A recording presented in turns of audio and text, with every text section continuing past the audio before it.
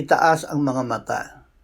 Sinabi ng Panginoon kay Abram, pagkatapos na humiwalay sa kanya si Lot, itaas mo ang iyong mga mata ngayon at tumingin ka mula sa kinalalagyan mo, sapagkat ang lahat ng lupain na iyong nakikita ay ibibigay ko sa iyo at sa iyong lahi magpakailanman.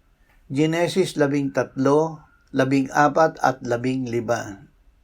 Minsan kailangang may umalis o may mawala sa ating buhay bago ganap na ipakita ng Diyos ang lawak ng kanyang pangako.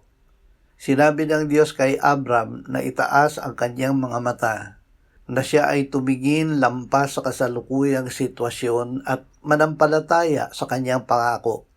Ito ay hindi lamang para sa kanya, kundi para sa kanyang mga susunod na salinlahi. Ama, itaas mo ang aming paningin mula sa aming mga problema tungo sa iyong mga pangako upang makita namin na ang iyong plano para sa amin ay mabuti at pangmatagalan. Amen.